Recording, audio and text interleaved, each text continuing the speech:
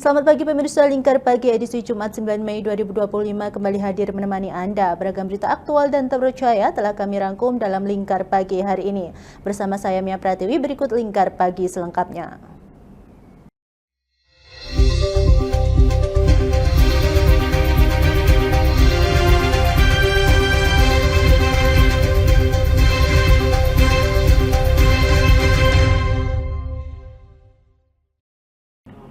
Mengawali berita pertama pemirsa, Kejaksaan Agung menetapkan 3 tersangka dalam dugaan korupsi proyek pengadaan user terminal untuk satelit South Orbit 123 derajat bujur timur pada Kementerian Pertahanan tahun 2016. Salah satu tersangka yakni Laksamana Muda TNI Purnawirawan LRN yang saat itu menjabat sebagai Kepala Badan Sarana Pertahanan Kemhan.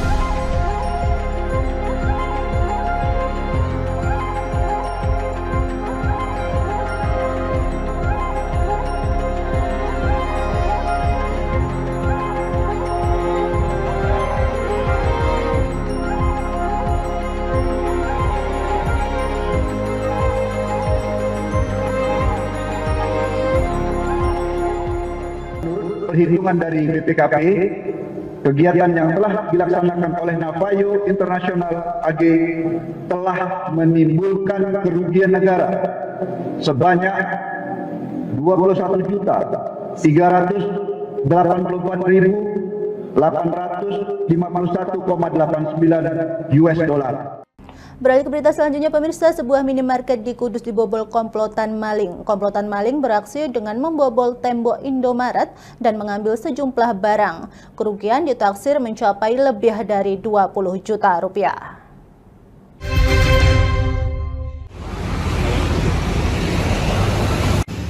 Minimarket di Jalan Kudus Jepara, Turut Desa Kedung Dowo, Kecamatan Kaliwungu, Kudus dibobol kawanan maling yang diduga beraksi pada Selasa dini hari. Pembobolan minimarket ini baru diketahui pada Rabu pagi saat karyawan membuka toko dan dikagetkan dengan barang-barang yang berserakan.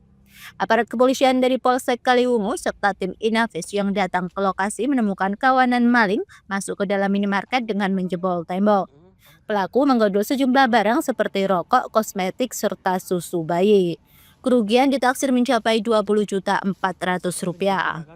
Dugaan sementara pelaku merupakan kawanan spesialis minimarket sebab DVR CCTV juga raib dibawa pelaku.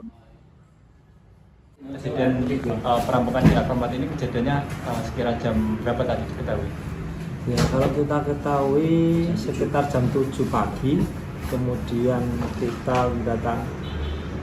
kita bersama Pak Kapolsek, Pak Kanasir, kemudian sama tim Inavis dari Polres, kita mendatangi TKP. Kemudian terkait dengan barang-barang yang hilang atau yang dicuri itu ada sekitar beberapa bat, diantaranya rokok, babycare, susu, dan lain sebagainya, sejumlah sekitar 20.400.000. Sementara masih dalam upaya penyelidikan, mudah-mudahan nanti segera terungkap. Pelaku masuk ke toko mana? Nah, kalau pelaku menurut kita melihat di TKP itu membobol dari belakang. Dari arah timurnya toko 35 itu ke belakang, kemudian bobol bangunan toko 35, belakang 35, kemudian bobol bangunan Alfamart. Jadi 2 kali membobol. Awal mula yang mengetahui siapa dan waktu itu? Awal mula ketahui karyawanya begitu masuk di Alfamart tuh banyak barang-barang yang berserakan yang hilang seperti itu. Kemudian mengadukan ke Polsek Kaliwungu. Kalau kejadian itu udah berapa kali terjadi di Alfamart itu? Informasinya sudah 2 kali ini. Yang pertama di tahun 2020. Itu indikasi spesialis ini. Ya, indikasinya seperti itu. Karena melihat apa caranya, kemudian sudah beberapa kali ini kejadiannya seperti itu. Mudah-mudahan nanti bisa terungkap secepatnya. Kasus pembobolan minimarket tersebut masih dalam penyelidikan pihak aparat kepolisian. Dari olah TKP yang dilakukan polisi telah mengamankan sejumlah barang bukti serta keterangan saksi untuk segera mengamankan pelaku. Dari Kudus, Lingkar TV, Fathur Rahman melaporkan. Pemirsa, tempat pembuangan sampah sementara TPS yang berada di jalur Pantura Kaliwungu Kendal, tepatnya di Desa Kerajaan Kulon, Kampung Pandean, Kecamatan Kaliwungu, resmi ditutup mulai hari ini oleh Dinas Lingkungan Hidup Kabupaten Kendal.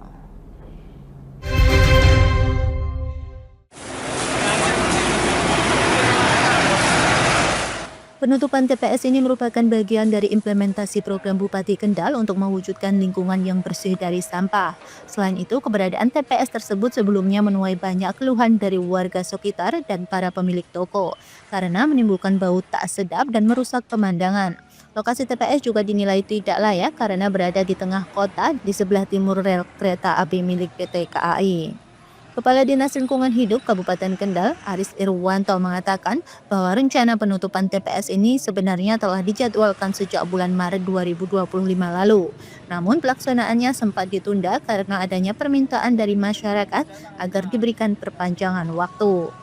Atas desakan dari PT KAI yang menyatakan bahwa lahan tersebut merupakan aset mereka dan meminta agar segera dikosongkan, sehingga Dinas Lingkungan Hidup langsung melakukan penutupan. Penutupan ini juga didasari oleh Surat Edaran Bupati Kendal nomor 600-15-2-879-2025 tentang penutupan depo transfer sampah dan surat dari PT KAI Daop 4 Semarang nomor KL 310-4-4-4-2025 tertanggal 16 April 2025 yang meminta melakukan pembersihan dan pengosongan area TPS karena berada di atas aset milik PT KAI. Aris menghimbau warga untuk membuang sampah langsung ke TPA Darupono yang terletak di Kaliwungu Selatan. Untuk memastikan tidak adanya lagi pelanggaran, DLH juga telah memasang kamera CCTV di lokasi bekas TPS. Warga yang masih nekat membuang sampah di lokasi tersebut akan dikenakan sanksi tegas berupa denda maksimal sebesar 50 juta dan pidana penjara maksimal 6 bulan. Terima kasih. Kaitannya dengan penutupan depo sampah yang ada di istilahnya skip di Kerajaan Kulon, di Jalan Pantura, di sebelah timurnya rel kereta api, itu merupakan PR kita semuanya dalam rangka untuk menciptakan kawasan kota yang indah, asri, nyaman untuk setiap masyarakat, sehingga masyarakat tidak terganggu dengan aktivitas-aktivitas lainnya yang seharusnya tidak terganggu oleh depo sampah tersebut.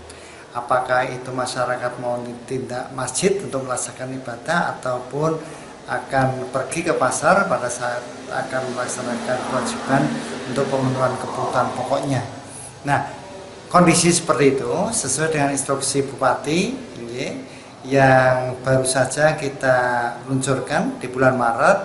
Harapannya adalah sampah ini merupakan tanggung jawab kita bersama, tidak hanya tanggung jawab pemerintah daerah, tapi juga tanggung jawab seluruh masyarakat, apakah itu pemerintah kecamatan, pemerintah desa, ataupun kelurahan. Nah, kemudian kondisi seperti itu juga menjadi perhatian dari PT KAI Indonesia. Pada saat kemarin setelah diadakan evaluasi oleh PT KAI, salah satu yang mengganggu adalah depo sampah yang ada di kawasan Pandean ataupun di Jalan Pantura itu, yang mohon maaf sekali lagi itu posisinya itu ada di tanah KAI. Nah, oleh karena itu mereka sangat gerah dengan kondisi seperti itu. dan memang ada surat dari PT KAI yang menyurati kita untuk dipindahkan ataupun ditutup terkait dengan kondisi seperti itu. Hal ini sebetulnya sudah kita rencanakan sebelum puasa. Ya, sudah kita rencanakan kalau penutupan itu nanti pada bulan Agustus. Tetapi karena ada surat dari PT KAI kepada kita untuk menutup secepatnya terkait dengan evaluasi apa itu mudik ataupun hari raya, itu kita teruskan dan kita sampaikan kepada Ibu Bupati kalau penutupan itu dilaksanakan pada bulan April.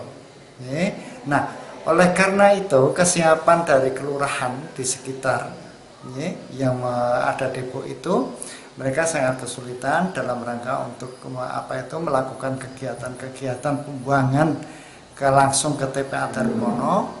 Makanya mereka itu agar itu bisa ditunda ataupun diundur guna kesiapan dari kelurahan ataupun desa di wilayah itu. Nah, karena sekali lagi kita memang tidak harus sampai menunggu selesai penyiapan dari kelurahan-kelurahan itu menyiapkan mobil ataupun menyiapkan infrastruktur yang ada, maka kami atas desakan dari warga masyarakat yang menghendaki agar secepatnya itu ditutup, akhirnya pada hari ini tetap kita lakukan untuk penutupan. Lagi seperti halnya pengumuman-pengumuman terdahulu, bahwa pada saat penutupan ini yang pertama tetap kami harapkan warga masyarakat yang dipelopori oleh pemerintah desa untuk langsung membuang sampah tersebut ke TPA Darmono. Kemudian yang kedua, apabila masyarakat masih membuang sampah di posisi terdahulu ataupun di depo sementara itu, ya tetap kita kenakan terkait dengan hukuman kurungan maupun atau denda. Seperti itu sesuai dengan Perda 13 tahun 2012. Dari Kendal, Jawa Tengah, Wahyudi Lingkar TV melaporkan. Pemirsa, Gubernur Jakarta Pramono Anung menegaskan bahwa ASN yang membawa kendaraan ke kantor pada hari Rabu dianggap tidak masuk kantor. Usai meresmikan Rusun Jagakarsa di Jakarta Selatan pada hari Kamis 8 Mei. Pramono menyebut tidak akan segan-segan mengusir ASN yang kedapatan memarkirkan kendaraannya di sekitar perkantoran. Gubernur Jakarta Pramono Anung menegaskan aparatur sipil negara ASN yang membawa kendaraan pribadi pada hari Rabu dianggap tidak masuk kantor. Usai meresmikan Rusun Jagakarsa di Jakarta Selatan Kamis 8 Mei, Pramono menyatakan telah memerintahkan wali kota hingga lurah untuk menginstruksikan kepada ASN agar menggunakan transportasi umum di wilayah Jakarta. Ia juga tidak segan-segan untuk mengusir apabila ada ASN yang kedapatan memarkirkan kendaraannya di sekitaran perkantoran. Langkah ini sebagai tindak lanjut agar seluruh ASN dapat mematuhi kebijakan wajib menggunakan transportasi umum setiap hari Rabu. Dan ini sudah terjadi salah satunya di Jakarta Selatan ketika ada salah satu yang memaksa masuk. Dan saya bersyukur Satpam di Jakarta, kantor wali kota Jakarta Selatan kemarin tegas, sehingga mereka ditolak tidak bisa masuk.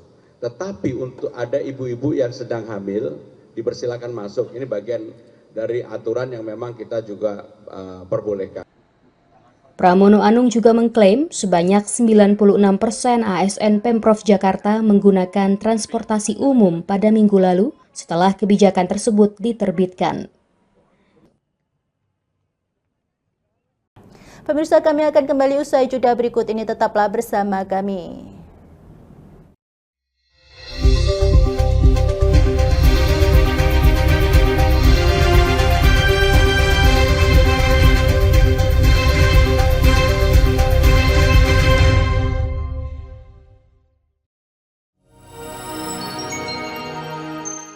Selain si retinol ini, kalau gitu ngomong retinol, apa sih dok sebenarnya retinol itu? Bagus nih programnya. Yang saat ini ya kayaknya sudah beberapa tahun yang Wah, lalu. boleh banget nih ditonton setiap hari. Meanwhile,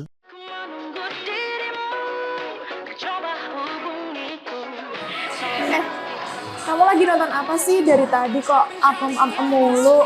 Ini loh lagi nonton program Cantik Sehat di Lingkar TV. Bagus banget nih programnya. Oh ada ya program kayak gitu? Ada loh di programnya di Lingkar TV. Kau udah tahu kan Lingkar TV? Belum. Kan belum tahu Lingkar TV. Lingkar TV itu TV digital streaming online yang sudah mengantongi izin PSE dari Kominfo dan bisa diakses di HP kalian mestinya. Oh iya? Iya, bagus loh. Coba di-download sekarang. Bentar deh, aku tak coba download dulu. Iya. Selain program Cantik Sehat, kalian juga bisa menonton program lainnya di Lingkar TV dan bisa ditonton kapanpun dan dimanapun kalian berada loh. Gimana, udah bisa? Udah nih, punyaku udah bisa. Punyaku juga udah nih. Wah ya, bagus dong kalau udah download semuanya. Tunggu apa lagi? Sekarang giliran kamu download aplikasi Lingkar TV di Play Store.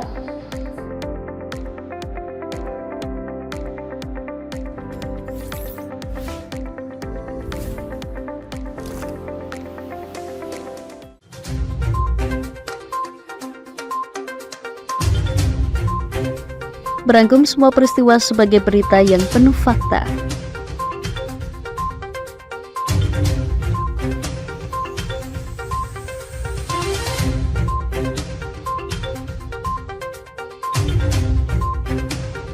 Saksikan Jateng hari ini setiap Senin hingga Sabtu hanya di Lingkar TV.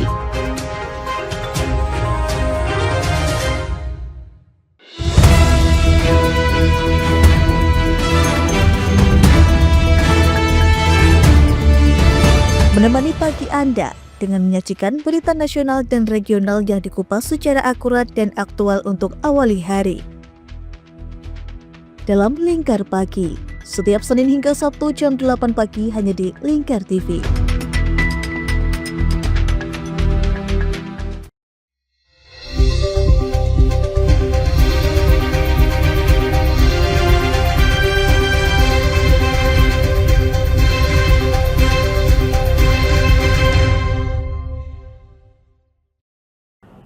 Terima kasih pemirsa, Anda masih bersama kami. Pemirsa, Bupati Pati Sudiewo mencanangkan 5 hari sekolah agar produktivitas para siswa meningkat.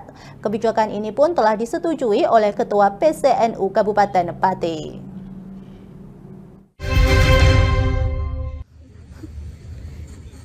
Bupati Pati Sudiewo menggulirkan kebijakan pendidikan 5 hari sekolah. Kebijakan ini diharapkan dapat meningkatkan produktivitas dalam belajar, sehingga otak para siswa dapat bekerja secara maksimal. Kemudian para siswa dapat melanjutkan aktivitas mengaji dan belajar di malam hari. Kebijakan ini bakal dimulai di tahun ajaran tahun 2025-2026. Terkait kebijakan tersebut, Bupati Sudiewo telah berdialog dengan Ketua PCNU Kabupaten Pati dan mendapat persetujuan. Bupati Sudiewo mengatakan nantinya hari Sabtu dan Minggu dapat digunakan para siswa untuk penyegaran atau berlibur, agar otak kembali segar dan siap untuk belajar kembali. Hari sekolah insya Allah akan kita mulai dari tahun ajaran ini, dan kami sudah berkomunikasi, diskusi dengan PCNU Kabupaten Pati. Mereka bisa menerima kebijakan 5 hari sekolah ini. Pihaknya berharap dengan kebijakan ini dapat meningkatkan mutu pendidikan dan menguatkan karakter para siswa, agar sumber daya manusia di Kabupaten Pati dapat meningkat. Dari Pati, Mutia Parasti, Lingkar TV melaporkan. Pemirsa, untuk mendukung swasembada pangan dan peningkatan kesejahteraan petani, TNI Polri di Kabupaten Pati kompak mendukung program 1 hektar 10 ton gabah.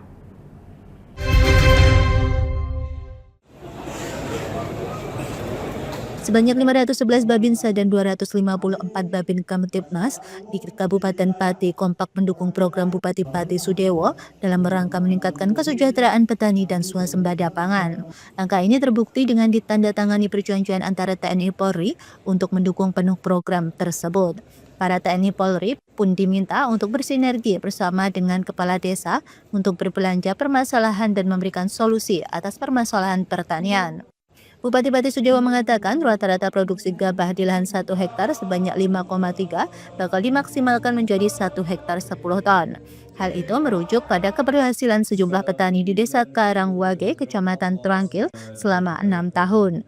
2 persoalan besar yang dihadapi petani ini sudah terselesaikan, Maka ini merupakan satu kesempatan emas dalam rangka peningkatan kesejahteraan hanya dengan satu cara, yaitu meningkatkan produksi.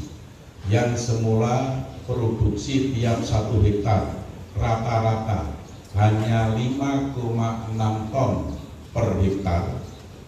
Kami sedang berupaya maksimal supaya nantinya bisa mencapai minimal 10 ton tiap hektar. Maka tagline kami Pak Gubernur, tagline kami 10 ton bisa.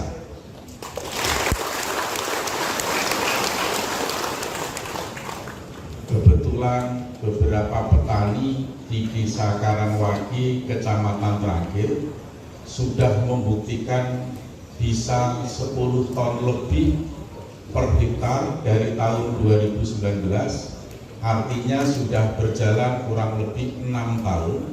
Tetapi meskipun itu sudah 6 tahun berjalan hanya di Desa Karangwagi saja, tidak terjadi di semua desa. Dan ini akhirnya saya buat suatu konsep, satu komitmen, itu harus terjadi di semua desa. Gubernur Jawa Tengah Ahmad Lutfi yang hadir juga memberikan arahan serta semangat bagi TNI dan Polri. Pihaknya pun mendukung penuh sinergitas yang dibangun antara TNI Polri dan pemerintah daerah. Saya mengucapkan terima kasih kepada Pak Bupati Pati, Dandim, Pak Kapolres.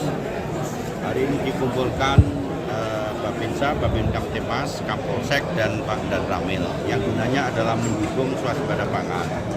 Dukungan ini sangat perlu karena Pemda dalam hal ini tidak mungkin bisa berjalan sendiri tanpa adanya dukungan dari seluruh instansi vertikal, yaitu TNI dan Polri. Sehingga hari ini secara de jure dan de facto sudah tanda tangan mereka, sehingga secara tidak langsung akan mendukung kegiatan swasembada pangan. Dan saya sebagai gubernur mengapresiasi sekali kepada Pak Bupati Pati yang telah mengumpulkan kegiatan ini, yang nantinya perlu dicontoh oleh kabupaten lain, sehingga secara tidak langsung swasembada pangan di wilayah Jawa Tengah bisa tercapai. Okay? Gubernur berharap sinergitas ini dapat dicontoh di kabupaten lain agar swasembada pangan di Jawa Tengah dapat terwujud. Dari Pati, Mutia Parasti, Lingkar TV melaporkan. Pemirsa, dalam acara Halal Bihalal yang diadakan bersama Paguyuban Pedagang Pasar Rembang P3R di Desa Sumberjo, Bupati Rembang Harno menegaskan bahwa Pasar Kota Rembang tidak akan dipindah dari lokasi semula.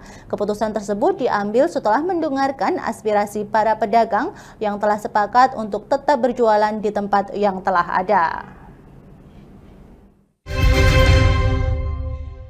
Lanjutkan perjuangan Kota Rembang. Saat ini kondisi pasar Kota Rembang memerlukan revitalisasi. Hal tersebut diungkapkan pedagang pasar kepada Harno saat mengunjungi pasar Kota Rembang. Setelah halal bihalal dengan kelompok paguyuban pedagang pasar Kota Rembang, Harno langsung turun menuju pasar Rembang untuk bertemu pedagang. Di sana dirinya diminta untuk tidak memindah pasar namun merevitalisasi dan secepatnya memperbaiki selokan pasar. Penegasan tersebut disambut baik oleh para pedagang yang hadir, menandakan adanya kepercayaan dan dukungan terhadap rencana revitalisasi yang akan dilakukan. Permasalahan pasar ini bukan hal yang baru, sudah bertahun-tahun. Yang mana bertahun-tahun memang ada rencana dari pemerintah daerah pasar ini karena tidak muat pedagangnya, dari Pemda ada rencana dipindah wabil khusus ke barat ke Pasar Kambing.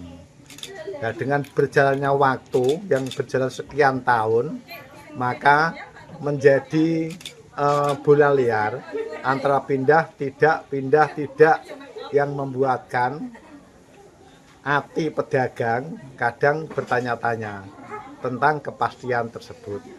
Maka dengan opsi-opsi yang pernah saya berikan dan sudah dibahas oleh pedagangnya, dan hasilnya pedagang menginginkan pasarnya tetap ada di sini. Maka dengan saya tegas, saya setujui untuk tetap di sini, tinggal mencari opsinya sama mencari jalan keluarnya untuk bisa membangun ini. Apabila belum bisa membangun, ya yang terdekat adalah noto saluran air-air yang kalau musim hujan sangat memprihatinkan, juga jalan lingkungan pasarnya. Itu yang akan dilaksanakan insya Allah tahun ini bisa. Harno menambahkan bahwa untuk merevitalisasi rencana besar ini memerlukan anggaran yang cukup besar. Oleh karena itu, Pemkab Rembang sedang mengupayakan bantuan anggaran dari pemerintah pusat. Dari Rembang, Vicky Rio, Lingkar TV melaporkan. Pemirsa, Wali Kota Solo Respati Ardi mengatakan kegiatan wisuda atau kelulusan SD dan SMP di Kota Solo bukanlah hal yang wajib dilakukan. Ia meminta iuran kelulusan atau wisuda SD dan SMP di Solo yang sudah terlanjur masuk ke sekolah wajib dikembalikan secepatnya. Dari orang tua yang semua kemarin juga ingin mengklarifikasi. Wali Kota Solo, Respati Ardi menyebut kegiatan wisuda untuk SD ataupun SMP di Kota Solo bukanlah kegiatan wajib. Respati meminta iuran yang telah dipungut untuk kegiatan semacam wisuda atau perpisahan untuk dikembalikan kepada orang tua siswa. Hal ini disampaikan Wali Kota Solo, Respati Ardi, di Balai Kota Solo pada Rabu 7 Mei 2025. Respati mengatakan dirinya tidak melarang kegiatan kelulusan, namun meminta sekolah menyusun konsepnya agar tetap menyenangkan dan berkesan tanpa membebani wali murid secara finansial. Selain itu, agar terdapat keseragaman dan menghindarkan dari kesenjangan sosial, sehingga tidak perlu ada iuran wajib. Bila memang tetap ada acara perpisahan atau wisuda dilaksanakan, ia menyarankan untuk membuka jalur sponsor atau melibatkan pihak swasta. Di Korea juga. Nah itu wisuda itu yang sudah terlanjur tak akan kembali ke duit TC, dikembalikan uangnya, lalu kepala sekolah menjembatani dengan orang tua murid, ayo kita buka sponsorship atau bantuan program atau apa tuh swasta pasti mau kok membantu untuk acara. Jadi tapi itu bukan kegiatan wajib. Saya ulangi, wisuda di SD atau SMP bukan kebutuhan wajib. Sebelumnya, pada Selasa 6 Mei 2025, Respati melakukan inspeksi mendadak di SMP Negeri 7 Solo. Ia menanggapi keluhan wali murid terkait iuran kegiatan perpisahan kelulusan yang dinilai memberatkan. Proposal Sinape. Jadi bagi orang tua murid yang mampu ya silahkan. Tapi bagi kalau Pemirsa, kami akan kembali usai jeda berikut ini, tetaplah bersama kami.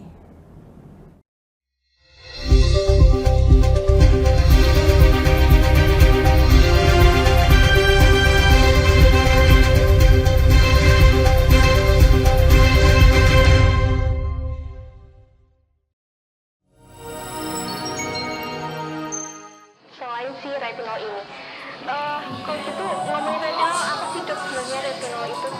Bagus nih programnya. Yang saat ini ya kayaknya sudah beberapa tahun yang Wah, lalu. boleh banget nih ditonton setiap hari.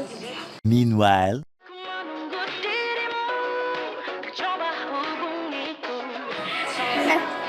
Kamu lagi nonton apa sih dari tadi kok apem-apem mulu? Ini loh lagi nonton program Cantik Sehat di Lingkar TV. Bagus banget nih programnya. Oh ada ya program kayak gitu? Ada loh di programnya di Lingkar TV. Kamu udah tahu kan Lingkar TV? Belum. Kan belum tahu Lingkar TV. Lingkar TV itu TV digital streaming online yang sudah mengantongi izin PSE dari Kominfo dan bisa diakses di HP kalian mestinya. Oh iya? Iya, bagus loh. Coba di-download sekarang. Bentar deh, aku tak coba download dulu. Iya. Selain program Cantik Sehat, kalian juga bisa menonton program lainnya di Lingkar TV dan bisa ditonton kapanpun dan dimanapun kalian berada loh. Gimana, udah bisa? Udah nih, punyaku udah bisa. Punyaku juga udah nih. Wah ya, bagus dong kalau udah download semuanya. Tunggu apa lagi? Sekarang giliran kamu download aplikasi Lingkar TV di Play Store.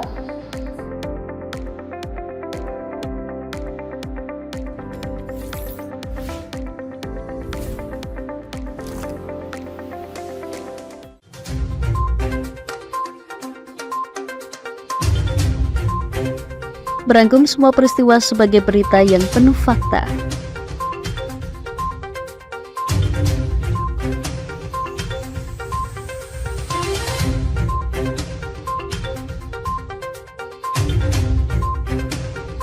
Saksikan Jateng hari ini setiap Senin hingga Sabtu hanya di Lingkar TV.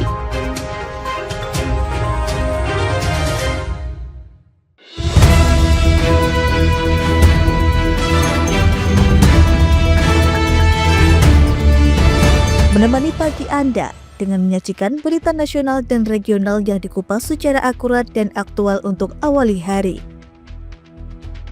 Dalam Lingkar Pagi, setiap Senin hingga Sabtu jam 8 pagi hanya di Lingkar TV.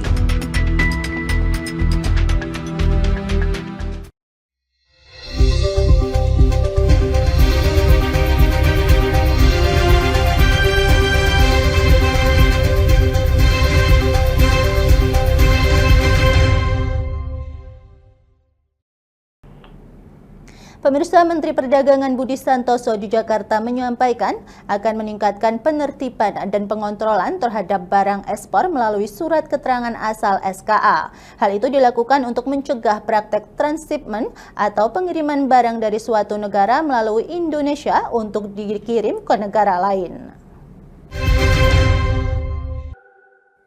Dalam mencegah praktik transshipment atau pengiriman barang dari suatu negara melalui Indonesia untuk dikirim ke negara lain, Kementerian Perdagangan meningkatkan penertiban dan pengontrolan terhadap barang ekspor melalui surat keterangan asal (SKA). Hal tersebut diungkapkan Menteri Perdagangan Budi Santoso pada Kamis 8 Mei menanggapi praktik transshipment yang dilakukan perusahaan Cina. Budi menduga transshipment terjadi karena imbas kebijakan Presiden AS Donald Trump yang menetapkan tarif tinggi untuk produk asing. Ia menyatakan telah mengimbau pelaku usaha untuk tidak melakukannya. Ya, jadi itu sudah kita antisipasi ya. Ini kan mungkin dampak dari kebijakan Trump ya. Sudah kita antisipasi bahwa itu, dan kita juga udah sampaikan kepada pelaku usaha dan mereka juga tidak akan melakukan. Makanya nanti kita akan melakukan penertiban atau kontrol melalui SKA kita. Ya, kita bisa mengontrol melalui itu. Gitu ya. Sebelumnya pada 6 Mei, Direktur Jenderal Bea dan Cukai Askolani menyampaikan pemerintah tengah menyiapkan antisipasi dalam mencegah produk Cina ke Indonesia lantaran produk Cina mulai masuk wilayah Eropa karena tidak dapat masuk ke Amerika Serikat. Pemirsa, Badan Pengelola Perbatasan BNPB Republik Indonesia dan pemerintah Provinsi Kalimantan Utara meninjau akses jalan dan jembatan yang rusak di Kecamatan Krayan, Kabupaten Nunukan, Kalimantan Utara pada Rabu 7 Mei. Dibutuhkan anggaran sebesar 5 triliun rupiah untuk perbaikan jalan dari Krayan menuju Malinau. Maka BNNP RI akan berkoordinasi Balai Jalan untuk merealisasi jalan tersebut.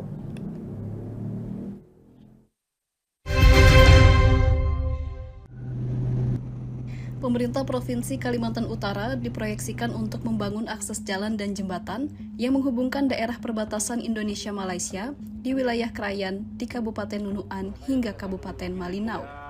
Infrastruktur jalan di wilayah ini dinilai penting agar menghidupkan perekonomian warga sekitar yang selama ini bergantung ke kota di sisi Malaysia. Wakil Gubernur Kalimantan Utara, Ingkong Ala, saat meninjau akses jalan Krayan Rabu 7 Mei, memaparkan akses jalan dari Krayan hingga Malinau membentang sekitar 220 km dan membutuhkan anggaran sekitar 5 triliun rupiah untuk pembangunannya. Kita perlu perhatikan titik-titik yang parah itu supaya kalau mengharapkan ini satu kali untuk licin atau agregat semuanya jelas karena itu sudah cukup. Jadi kita harus berkoordinasi dan harapan masyarakat ini supaya jalan ini bisa lancar dan ini hanya satu-satunya urat nadi perekonomian mereka. Dalam kesempatan yang sama, Badan Nasional Pengelola Perbatasan BNPB Republik Indonesia sepakat untuk memberikan bantuan realisasi akses jalan tersebut, termasuk perbaikan jembatan satu-satunya di wilayah Krayan. Mengingat sudah ada kesepakatan dari pemerintah untuk mengalokasikan anggaran perbaikan infrastruktur jalan sebesar 400 miliar rupiah sebagai tahap awal. Dan kita melihat kondisi di lapangan memang sepertinya segera untuk dikerjakan karena memang itu sekali tidak ada bisa untuk menyambung dari Malinau sampai ke Krayan itu. Motor pun nggak bisa lewat seperti itu. Mau tidak mau kami mengharap gula pasir sama minyak makan memang kami mengharap dari Malaysia. Tapi sering kami dipersulitkan pembayarannya. Ya, mau tidak mau, mereka yang pengusaha di Krayan ini tetap mereka membuat harganya lebih mahal karena mereka diminta jalan di perbatasan. Dengan adanya peningkatan kualitas jalan dan jalur penghubung, diharapkan ekonomi Krayan akan meningkat, serta mengurangi ketergantungan penyediaan logistik dari wilayah Malaysia.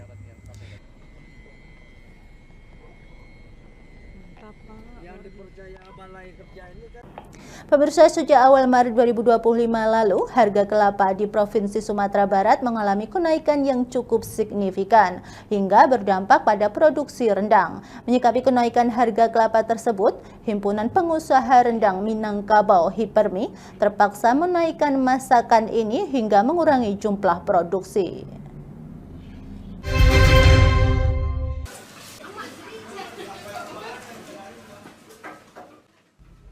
Harga kelapa yang kian melambung dalam 2 bulan terakhir berdampak pada produksi rendang atau randang di Sumatera Barat.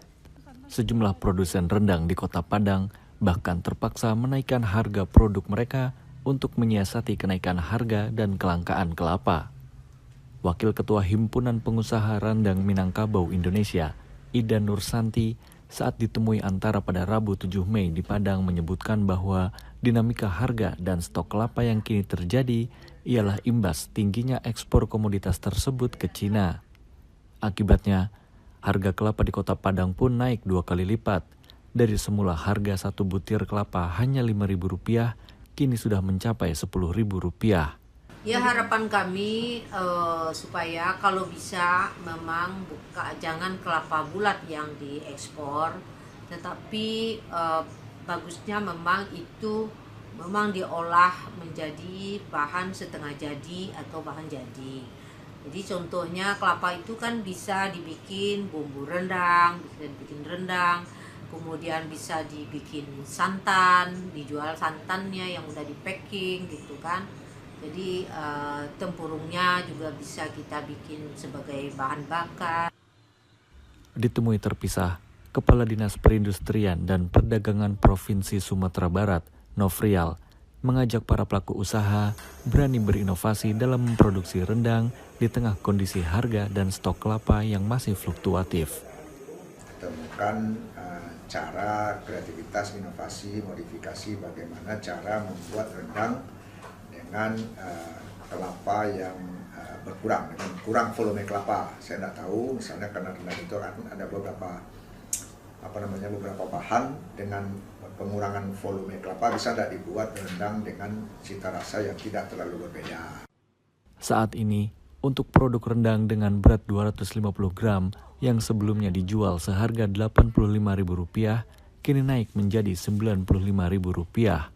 Sejumlah produsen rendang juga menyiasati dengan pendekatan berbeda, yakni tidak menaikkan harga produk namun memilih mengurangi berat volume.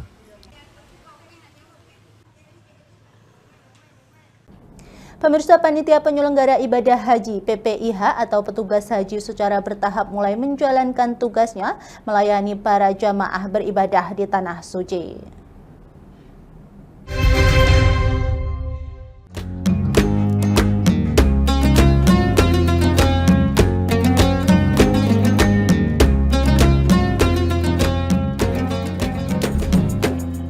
Inilah kami, Panitia Penyelenggara Ibadah Haji (PPIH) atau yang kerap disebut sebagai petugas haji. Perjalanan sebagai petugas haji ini dimulai usai pelepasan di Asrama Haji Cipondoh, Kota Tangerang, Banten pada 7 Mei. Mengemban misi suci, kami para petugas haji bertugas untuk memastikan kurang lebih 250.000 jamaah calon haji menjalankan ibadah dengan aman, lancar, dan nyaman selama di Arab Saudi. Identitas sosial dan kepangkatan pun ditanggalkan selama bertugas di Tanah Suci untuk melebur menjadi satu, melayani para jemaah sesuai arahan Kementerian Agama RI. Tugas pun semakin menantang dan mulia karena 21,5% dari total jamaah Indonesia yang berhaji tahun ini, atau 7.376 diantaranya merupakan lansia. Namun berbekal pelayanan sepenuh hati, kami para petugas haji meyakini tantangan itu dapat ditaklukkan dengan baik.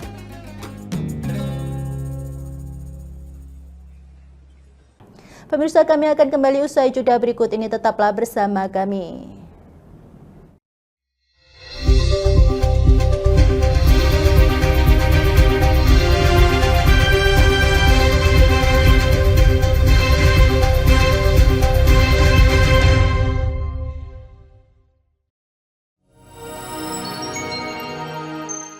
Selain si retinol ini, kalau gitu ngomongin retinol, apa sih dok sebenarnya retinol itu? Bagus nih programnya. Yang saat ini ya kayaknya sudah beberapa tahun yang Wah, lalu. boleh banget nih ditonton setiap hari. Meanwhile,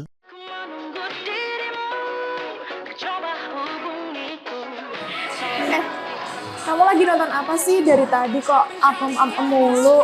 Ini loh lagi nonton program Cantik Sehat di Lingkar TV. Bagus banget nih programnya. Oh ada ya program kayak gitu? Ada loh di programnya di Lingkar TV. Kamu udah tahu kan Lingkar TV? Belum. Kan belum tahu Lingkar TV. Lingkar TV itu TV digital streaming online yang sudah mengantongi izin PSE dari Kominfo dan bisa diakses di HP kalian mestinya. Oh iya? Iya, bagus loh. Coba di-download sekarang. Bentar deh, aku tak coba download dulu. Iya.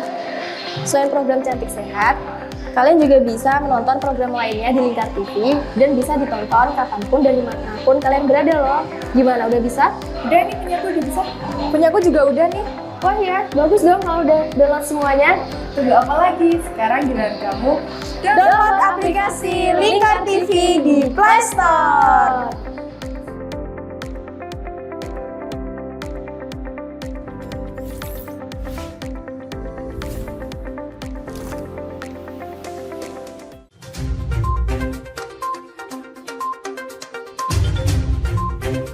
Merangkum semua peristiwa sebagai berita yang penuh fakta.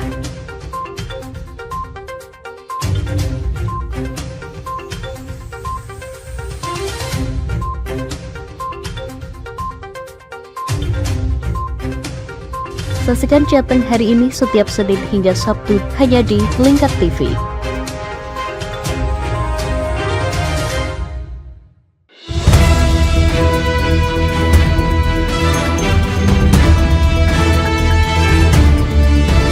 Menemani pagi Anda dengan menyajikan berita nasional dan regional yang dikupas secara akurat dan aktual untuk awali hari.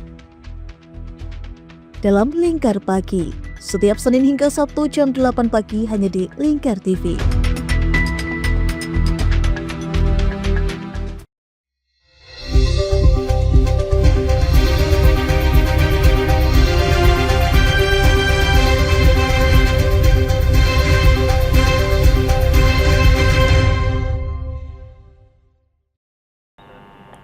Pemirsa, rombongan biksu yang tengah menempuh perjalanan spiritual lintas negara tiba di kota Semarang dan mengunjungi Masjid Agung Semarang. Para biksu yang menyusuri jalur Pantura Jawa nantinya akan melanjutkan perjalanan panjang menuju Candi Borobudur sejauh 2.763 km dan dijadwalkan sampai di Magelang pada tanggal 10 Mei mendatang.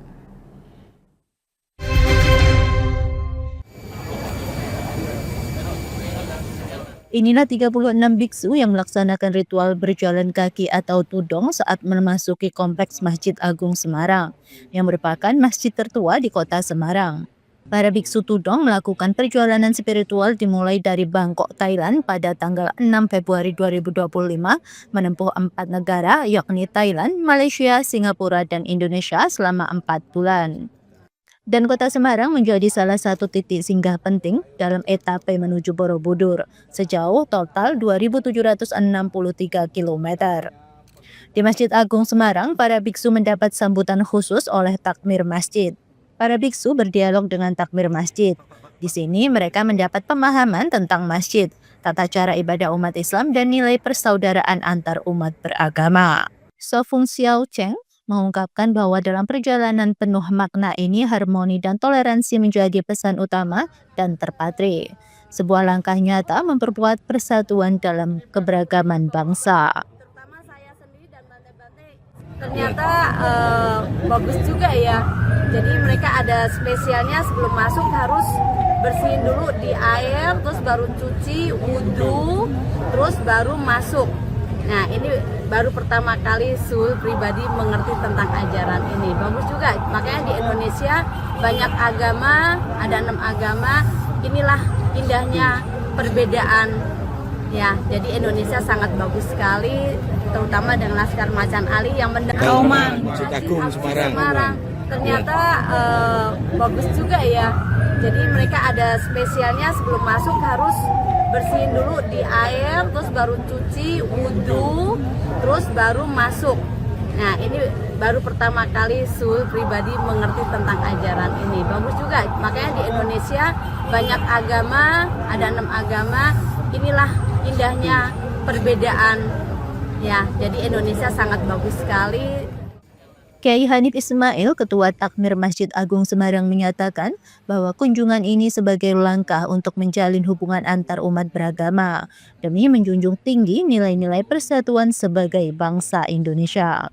Kehadiran Tudong di Masjid Agung Kauman ini sendiri harapannya seperti apa ini? Ya tentunya kita Masjid Kauman ini juga tidak pernah membayangkan akan datang tamu. Saya pikir ketika mendapatkan informasi tamu-tamu dari Thailand ini, para buku ke Semarang, maksudnya ke Masjid Agung Jawa Tengah.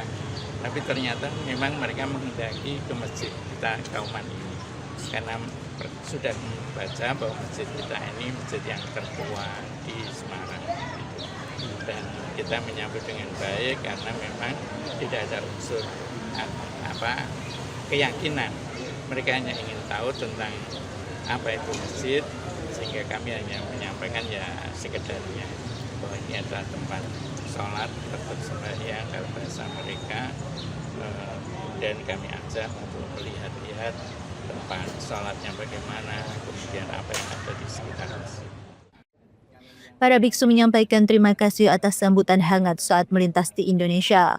Mereka dijadwalkan akan tiba di Magelang, Jawa Tengah pada 10 Mei untuk bergabung dengan umat Buddha yang lain dalam puncak peringatan Hari Raya Waisak di Candi Borobudur pada tanggal 12 Mei mendatang.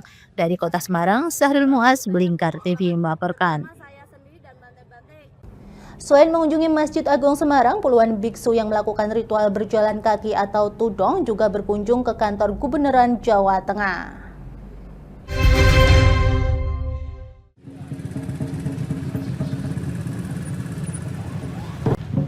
Kehadiran mereka disambut langsung Gubernur Jawa Tengah Ahmad Lutfi dan Wakil Gubernur Tad Yassin Maimun. Gubernur Jawa Tengah Ahmad Lutfi mengatakan kegiatan ini merupakan bentuk toleransi beragama. Terbukti para biksu tudong ini dikawal sejumlah umat Muslim dan Nasrani secara bersama-sama.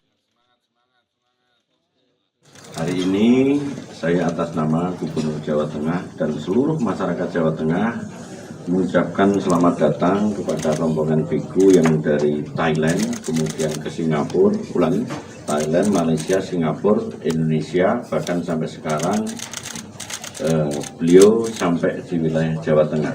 Tudong ya, biku tudong. Tudong itu artinya perjalanan. Dan perjalanan ini sangat panjang sekali dalam rangka ritual pada tanggal puncaknya 12 Mei besok di wilayah Borobudur. Ada hal yang sangat esensi yang perlu saya sampaikan rekan sekalian. Provinsi Jawa Tengah tidak hanya mendukung kegiatan ini, tetapi juga akan mengawal kegiatan-kegiatan prosesi yang dilakukan. Termasuk teman-teman dari Cirebon, bahkan kegiatan ini merupakan bentuk suatu toleransi beragama yang sangat kental sekali.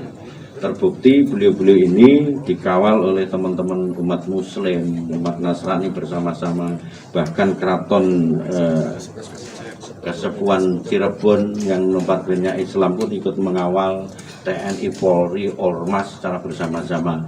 Inilah bentuk keragaman daripada kegiatan ini yang harus kita tumbuh kembangkan di wilayah Jawa Tengah sebagai unsur toleransi beragama yang sangat kental di wilayah kita. Ketua Umum Internasional Tudong Weli Widadi berterima kasih atas sambutan hangat dari Gubernur dan Wakil Gubernur Jawa Tengah. Kalau selama di Indonesia kita tidak ada kendala apapun karena kalau kendala alam itu pasti yaitu panas sama hujan. Tetapi para Bante sepanjang perjalanan itu beliau-beliau ini sangat happy sekali, sangat bahagia melihat sambutan masyarakat di Indonesia ini yang selama perjalanan Bante itu berjalan kaki, sambutannya sangat luar biasa. Dari para umat, para anak-anak sekolah, ini sangat luar biasa sekali untuk para biku ini. Termasuk juga sambutan-sambutan dari Bupati, Wali Kota, ini sangat luar biasa. Di setiap kota yang kita singgah ini luar biasa sekali. Salah seorang biksu Tudong, Bante Wicai, menyampaikan terima kasih atas sambutan dan dukungan kepada mereka. Perjalanan ritual ini menurutnya bukan pertama kali dilakukan dan setiap sampai di Jawa Tengah selalu mendapatkan sambutan hangat. Dear donors, Central Workers, Vice Donors, and semua of you, Bante Wicai, on behalf of Bhikkhu Sangha Sutangka Tudong, in the second time for Simonans. Terima kasih for semua of you for meeting, support, and welcome para Bhikkhu Sangha Tudong in Indonesia again. We are very precious and very nice to see you all, and very nice to see people on beside roads coming semangat on beside roads. This place like a first time, many time in Jawa, many time in here, and thankful to Borobudur in finally we hope everything is smooth and hope the whole thing in our Jawa own also in the Indonesia more. 36 biksu yang berasal dari Thailand, Kamboja, dan Malaysia ini melaksanakan ritual berjualan atau tudong melintasi 4 negara, yakni Thailand, Singapura, Malaysia, dan Indonesia. Mereka menempuh perjalanan selama hampir 4 bulan. Para biksu akan melanjutkan perjalanan dan dijadwalkan sampai di Candi Borobudur pada tanggal 10 sebelum pelaksanaan perayaan Waisak pada tanggal 12 Mei 2025. Dari Kota Semarang, Rizky Sahrul, Lingkar TV melaporkan. Pemirsa, dunia pesantren Indonesia kembali berduka dengan berpulangnya Nyai Haji Jamilah Hamid Baitlawi, sosok perempuan inspiratif dari Pondok Pesantren Al-Wahdah Lasem, Rembang. Almarhumah menghembuskan nafas terakhirnya pada Rabu kemarin di Rumah Sakit DKT Slamet Riyadi, Solo. Ia meninggalkan duka mendalam bagi santri dan santriwati dan masyarakat sekitar.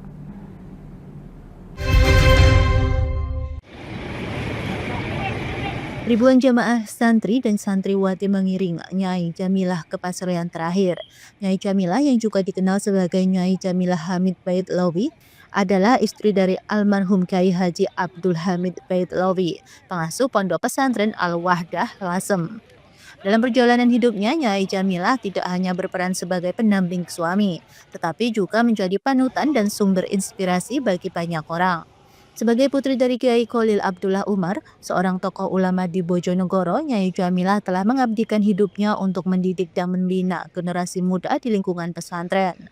Selama hidupnya, Nyai Jamilah aktif mendampingi suaminya dalam mengasuh pondok pesantren, memberikan nasihat dan bimbingan kepada santri dan santriwati. Dirinya dikenal sebagai sosok yang tidak hanya memimpin, tetapi juga merangkul dan mendukung setiap anak didiknya, sehingga banyak yang menganggapnya sebagai ibu kedua. Abdurrahman Al-Kausar, menantu almarhum, mengatakan bahwa sosok Nyai Haji Jamilah adalah sosok yang bijaksana dan tidak tergantikan dalam keluarga. Di keluarga kami, sosoknya tak tergantikan. Yang terbaik buat kita semua, khususnya untuk Nyai. Dengan tanya putra-putra aja. Yang jelas beliau adalah sosok yang luar biasa. Sebagai seorang ibu, sebagai seorang pejuang, seorang istri, beliau sangat sulit untuk kita cari bandingannya. Nanti lengkapnya coba tanya ke putra-putra saja. Kalau kita ini di Lasem, keramatnya hanya naturalisasi. Begitu juga Arawani Tomafi, cucu dari Nyai Jamilah dan Sekjen PPP, menambahkan almarhum adalah sosok yang sangat berpengaruh dalam dunia pesantren dan pendidikan. Dirinya adalah panutan bagi santri-santri kami, sosok yang tak pernah tergantikan. Ini kita berduka atas meninggalnya sosok penting bagi pendidikan di pondok pesantren, khususnya di Lasem. Juga sosok tokoh pergerakan, ya. Beliau adalah balighah, ya, yang aktif menyapa masyarakat melalui kegiatan-kegiatan pendidikan dan juga pengajian-pengajian. Tokoh yang aktif, ya, dalam memberikan semangat kepada generasi muda. Dari Rembang, Fikirio, Lingkar TV melaporkan. Pemirsa, suasana duka masih menyelimuti keluarga Kayu Mutiara Purwati, ABK kapal KMP Muhlisa yang tenggelam di perairan Teluk Balikpapan, sisi penajam Pasir Utara, Kalimantan Timur pada Senin 5 Mei lalu. Jenazah korban baru ditemukan pada hari Rabu kemarin sekitar pukul 10 pagi.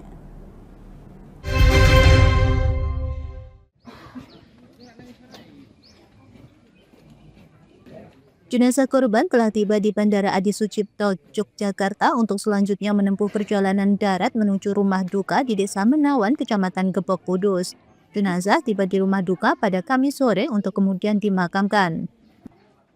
Bibi korban, Chandra Ristiana, mewakili pihak keluarga, mengungkapkan bahwa Kayu adalah sosok yang ceria, tangguh, dan bertanggung jawab. Almarhum merupakan anak pertama dari 2 bersaudara, di mana sudah 2 tahun tidak pulang. Saat komunikasi terakhir, korban berujar kepada keluarga ingin pulang dan seakan menjadi firasat akan kepergiannya.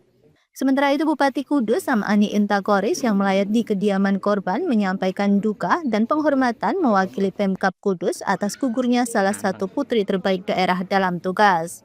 Sosok Kayu patut menjadi inspirasi generasi muda, terutama kepedulian dan tanggung jawabnya dalam pekerjaan menjadi teladan. Korban kecelakaan kapal di mana? Di Balikpapan, ya. Ini Mbak Kayu Mutiara Purwati, ya. Kalau melihat tadi cerita dari keluarganya, dia menyelamatkan para penumpang dan malah dia meninggal sendiri. Kayak ini kan patriotisme, ya. Semoga mati syahid, ya. Dan semoga keluarga yang ditinggalkan juga kuat menghadapi ujian dan cobaan. Pesannya ya sebelum berangkat kerja berdoa, ya, minta doa restu ibu bapak, ya, namanya nasib, namanya musibah, mati, hidup, rezeki, jodoh tidak yang tahu, ya, kalau ada Tuhan yang Maha Esa. Dan semoga keluarga merelakan karena kepatriotismenya Mbak Kayu ini kan menyelamatkan para penumpang, selamat semuanya, dan malah dia meninggal karena meninggal mati syahid dan husnul khotimah. Sekitar jam 3 ini sudah perjalanan dari bandara menuju ke rumah duka. Kalau sosok almarhumah sendiri itu seperti apa, Bu, di mata Anaknya keluarga? supel, ceria, tangguh, itu dia tangguh, dan dia itu anak yang suka dengan suka dengan petualangan dan suka dengan hal baru, itu Mbak Yaya. Dan dia itu selalu memegang teguh tanggung jawab itu harus saya lakukan sepenuh hati. Sudah lebih dari 2 tahun, tapi terakhir kita komunikasi itu kemarin hari Kamis tanggal merah kemarin, kita terakhir komunikasi di situ. Dan Lebaran kemarin juga belum pulang karena memang dia inginnya nanti Lebaran Idul Adha baru bisa pulang. Jadi kayak sudah hampir 2 tahun belum. Iya, ini adalah. Jenazah Kayu langsung dimakamkan setibanya di rumah duka dengan prosesi upacara oleh para siswa SMK Wisuda Karya Kudus sebagai alma maternya. Dari Kudus, Lingkar TV melaporkan. Pemirsa, Lingkar Pagi berakhir sampai di sini. Saya Mia Pratiwi mewakili kerabat kerja yang bertugas pamit undur diri dari hadapan Anda. Selamat pagi dan selamat beraktivitas.